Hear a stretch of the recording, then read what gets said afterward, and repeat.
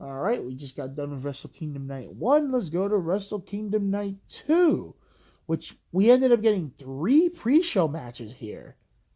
The third pre-show match was actually pretty good, but the other two, that's all right. Jado, Gato, and Bad Luck Fale versus Makabe, Honma, and Yuji Nagata. 6-man tag. Nothing much to say here other than Honma gets his first win in like 3 years or something. Not just a tag team match for the old guys here. My fucking guy, Master Wato, Kojima, and Tenzan versus El Desperado. Fucking Mizunoku and fucking Komaharu. Master Wato is gonna be big. I'm telling you, he's gonna be big. And they gave me this was awesome just because the finish. Him and Desp can have a great feud. I was saying that the whole time. I'm like, man, I really hope they go into Desperado and Master Wato.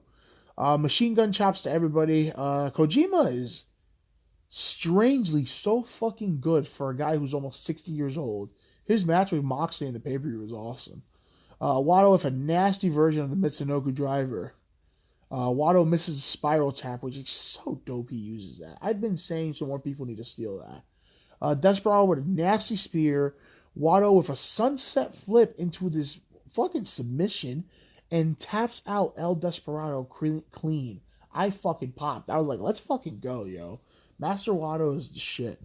I would do an upset to have Master Wato win the IWGP Junior title. This was good stuff here. So this was the best match of the pre-show. It was Shingo, Bushi, and Hiromu, LIJ, versus Zack Sabre Jr., Doki, and Taichi. And Zack Sabre Jr. and Hiromu went at it, and it was fucking beautiful. They do these speed spots. They go crazy. And fucking Hiromu jumps in the air, and Zack Sabre Jr. is a fucking godsend. He hits the most gorgeous ankle pick I've ever seen in professional wrestling. He ankle picks Hiromu midair and slams him down perfectly. Hiromu hits a Hurricanrana, but Zack turns that into a leg lock mid-Hurricanrana. That was awesome. Doki with a nice springboard future shock DDT. I've never seen that before. That was really cool. Bushi with a big dive. Super kick, pumping bomber combo, Last of the Dragon, done. LIJ gets the dominant win here. We started off the real card now. I'm pretty sure, I think night 2 might have been a little better, but I'm not sure. Let's see. So we started off, Taguchi and Rocky, team super coaches. So the story going into this is pretty funny. So it's Taguchi and Rocky, Phantasmo Nishimori, and versus Robbie Eagles and Tiger Mask, the most strangest tag team ever, but they're actually pretty cool. I love Robbie Eagles. He's awesome. The story going into this, I wanted Taguchi and Rocky to win because they would have been the 69th tag team champions, and Taguchi's already the 69th IWGP Junior Heavyweight title holder, I think. So the number 69, Taguchi has become obsessed with. He even has eye patch that says 69, and he just keeps promoting 69. So just for that alone, I wanted Taguchi and Rocky to win. But IWGP Junior Tag Team titles on the line. Phantasmo with a slow as a backbreak. I love Phantasmo. That guy's a true heel. He like fucking does a springboard, lands, and he just starts raking the back very slowly. Phantasmo is stomping on everybody with his loaded boot. So they have been promoting that. I remember they used to accuse Shawn Michaels of this. Because Phantasmo has a super kick called Sudden Death, which everyone gets murdered by and nobody knows why. And they have been hinting that Phantasmo has been loading his boot with a piece of metal or something, or whatever. Phantasmo again with the rope balance. Never gets old. Top rope springboard Hurricanrana by Eagles to El Phantasmo. Black Hole Vacation by the Mega Coaches. Such a cool move. Wheelbarrow into a Code Breaker by Phantasmo. And then Phantasmo picks up Robbie Eagles. It's a UFO. And then Ishimori springboards while he hits the UFO and hits a knee. Fucking awesome. Phantasmo hits Thunder Kiss 86, which is just a big ass like splash. So it's just a regular splash, but the fucking name is awesome. Thunder Kiss 86. So Phantasmo is all the way on the other side of the ring, and the New Japan rings are a little bigger. Taguchi is basically on the other corner, and this motherfucker somehow hit his splash from post to post. I kid you not. That was really awesome. Very crazy looking. They're all tired of El Fantasma at this point. They beat the shit out of him. They all jump him. They took out Ishimori.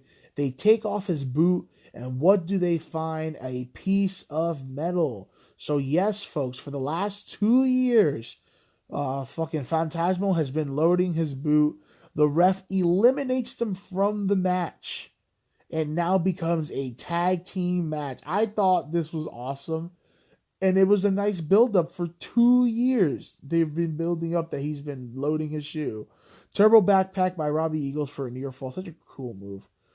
He turns that into the Rob Miller special, his submission, and they win. This was a fun match, fast-paced, and Robbie Eagles' theme is still fucking hard as shit. That shit heat. This was awesome. This was fucking really, really fun. Then we get another really fun match. One of my favorite matches of the night, honestly. The special... Oh, Jesus, I almost smacked myself right here when reading my notes. The special Stardom match. I really gotta watch Stardom more. I watch Stardom when I can, but these guys are... So we got Saya, Kutanami, and Tam versus Mayu, which everyone knows Mayu and Tanami, and Starlight Kid. I have seen a lot of Starlight Kid recently, and I am a fucking fan. Starlight Kid is also the high-speed champion, and I'm just like, yo, I know why she's the high-speed champion. Bro, this woman was going faster than Ishimori. This woman was going faster than Leo Rush. Crucifix Bomb by Mayu, or Mayu, whatever you want to say it. Starlight Kid with a springboard moonsault to the outside and then a side-switching frog splash. That was dope as shit. I've never seen that. That was so cool. Then a crossbody off the top rope. Basically, she goes to the top rope and Mayu goes to the top rope with her. Starlight Kid jumps on top of Mayu's shoulders from the top rope and hits a crossbody. I'm like, that's dope. Saya with a Northern Light leg lock suplex for a near fall. The old Kairi Sane. Saya with a schoolboy suplex. That was fucking dope. I haven't seen nobody do that since Andrade. Or, I forgot his name. Hunico. Tam with a tiger suplex. She does this thing where she does the tiger suplex. She holds it, lets go of her opponent, and she bridges with her neck without her opponent. Awesome. Saya with a Phoenix Splash for the win. This match exactly showed what Stardom is all about. Fast-paced. All the girls are amazing workers. Starlight Kid is the fucking shit. And just everything was smooth, amazing. And like, for Pete's sake, fucking Saya won with a Phoenix Splash. When do you see a woman do a Phoenix Splash? So like, whew, Stardom is on a whole nother level. I wish they were featured on every New Japan show, but... Because they even called it the sister company of New Japan. So it's like, come on. We get the Fatal 4-Way here. We get CIMA, Minoru Suzuki versus Toru Yano versus Chase Owens.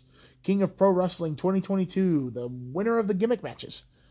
They all jump Yano, which I laughed. They beat the crap out of him. Cena takes them all out with a dive.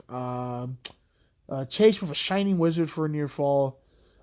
So they do this really cool spot. CIMA is just the fucking man. He locks in the old Triple H Deathlock. Then CIMA hits a suplex on Chase Owens. Keeps the Deathlock in. Then he challenges Suzuki to a strike fight. Suzuki smacks the crap out of CIMA about 4 or 5 times. Every time he does, CIMA goes back and locks in the Deathlock all over again on Toru Yano. CIMA is fucking dope. CIMA with a top rope Meteora for a near fall. Low blow to Suzuki by Yano. Suzuki pile driver. Suzuki wins, and he is now the king of the gimmick matches, which makes sense because he is the king. Yano handcuffs Suzuki. Suzuki gets really pissed off and starts beating the shit out of some young boys. Yeah, this was fun. I enjoyed this. Six-man neverweight open titles. Goto and Yoshihashi and Yo team dudes, guys being dudes and Yo versus House of Torture, which is Evil, Sho, and Yujiro. Yujiro with an angle slam on Yoshihashi. He no-sells into a big clothesline. Yo and Sho keep their heat going. Sho with a nice powerbomb to Yo. Double super kick into the Hiroshi Goroshi again. Low blow by Yo, and then Sho with the wrench to his head. House of Torture keeps the titles. Evil is now a two-time champion. This was okay. This, like I said, anything involving Dick Togo, I'm not in. Cool little segment here. All of Pro Wrestling Noah. KG Muto brings out 50 fucking people with him. Basically, they say they will beat New Japan and their versus pay-per-view. I liked how Shingo came out to represent New Japan here. Shingo and LIJ come out. They trash them saying, "Oh, you lost your title last night." Shingo grabs the mic and says, "New Japan has nothing to gain by beating you jobbers." And yeah, this is good stuff. Special singles match here. Great O-Khan versus Sonata. I'm not going to lie. I was not a fan of the Great O-Khan, but he did get better. I give him a lot of credit. He did get better. But this match was so meh. Khan has been teasing doing a high-flying move for months now. He has been scared to, but he finally hits one. Tiger suplex by Sonata. Sonata hits the roll-up, and that's it. Really not much to say here. Sadly, this match got ruined, and this match had potential to steal the show. Jeff Cobb versus Naito. Cobb is coming in with a very bad bum knee from last night. Cobb is jumping Naito, clubbing the crap out of him. Cobb hits a deadlift suplex. Naito then hits him on the post. Then this was really cool. They're fighting it out on the outside. Cobb starts ramming Naito on the post, then deadlifts him into a brainbuster on the outside. Combination cabron by Naito, keeps going for the knee instead. Cobb with a belly-to-belly dumped Naito right on top of his head.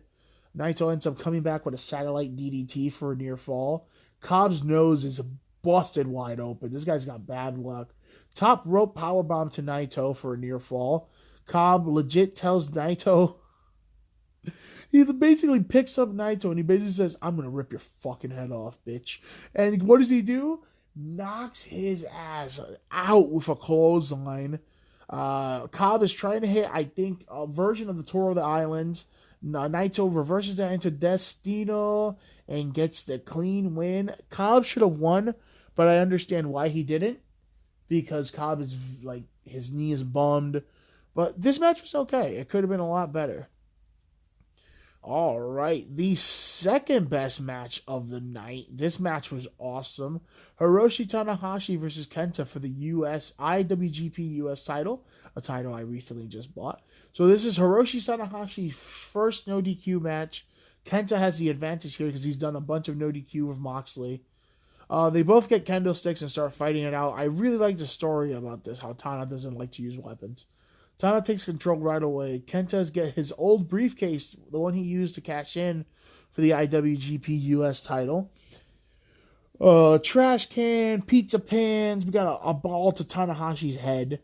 Kenta gets a gigantic ladder and then a hard Irish whip into it. That sucked. Trash can over Kenta's head and then Tana whacks him with a chair. Tana gets a guitar. I'm just like, oh no. Jeff Jarrett, oh wild snap nuts appears. Whacks Kenta with it. Oh, that guitar did not budge either. Oh my god, that looked rough. Fucking flying Bazaiku knee to the with a briefcase to Tanahashi. That was awesome. Sling blade on a stack of chairs. So this all started because Kenta ended up superplexing or suplexing Tanahashi on a stack of chairs. So they did a lot of cool stuff on a stack of chairs. Tanahashi then scoop slams Kenta on a stack of chairs, goes for the high fly flow. Kenta moves out the way, and Tanahashi eats nothing but steel chairs. That was bad. Oh, that looked awful. Stack of chairs put on top of Tanahashi in a corner. Kenta ends up hitting that running drop kick that looked awesome. The way he bounced off the stack of chairs was so cool. Kenta is trying to hit the GTS, but Tanahashi reverses it into a twisted shout. And hits another twist. He hits 2 twisted shouts on the stack of chairs. You see how they use the stack of chairs here? Falcon Arrow off the top rope through a table from Kenta. That had to suck. Kenta gets another table and a big ass ladder. And I mean a big ass ladder. Sadly, Kenta took a long time to set up a ladder because what the fuck, ladders are very weird in Japan. So he starts making kind of like jokes and telling the ref like, help me out. The crowd's laughing. This is a very big ladder, like Money in the Bank style gigantic ladder. Kenta's on top of the ladder and Tanahashi starts fucking moving it and wobbling. The crowd is going nuts. This is where the match took a nasty turn. Kenta falls off the ladder and hits his face. His face bounces off a steel chair from the floor, and his face exploded. His eye exploded. The top of his head exploded. His cheek exploded. There's just blood everywhere. Like, legit, it looked like an anime. Like, you know when they slice them and you don't see the blood and then you just see a fucking gigantic sprinkle of blood? It was that much blood. Tana is then a fucking maniac. He puts Kenta on top of a table, goes to the tippy top of that ladder, high fly flow through the table. And when he hits the high fly flow, you just see a pool of blood shoot into the sky from Kenta's face. And it all comes down. The table is filled with everything's covered in blood. Everything. And then Tanahashi wins back the U.S. title because we are totally going to get Tanahashi and Moxley for the U.S. Championship, where Moxley probably is going to win. Yeah, what a match. This was, like I said, Tanahashi has fucking nothing to prove to us, and this man delivers every time that he can. That was awesome. Kenta looked like a murder victim. He was sadly pulled from the Noah event versus pay-per-view. He's gotten crutches. His face is exploded. Like I said, a lot of respect to Kenta, man. And here we go. My match of the year so far, and good luck any match trying to beat it.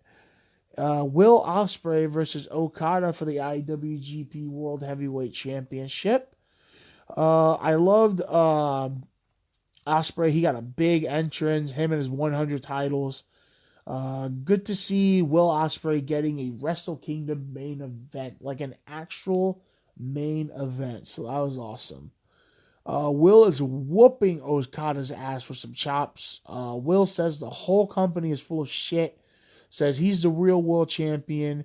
He should have never, ever been stripped. Okada tries to make some offense. Will catches him midair. Hits one of the coolest moves I've ever seen. A UFO backbreaker. That was so cool. Like, you know, you spin around and then stop and hit the backbreaker. Will Ospreay UFO'd and kept spinning. Mid-spin, hit the backbreaker, and Okada spinned out of his knee. That was really cool.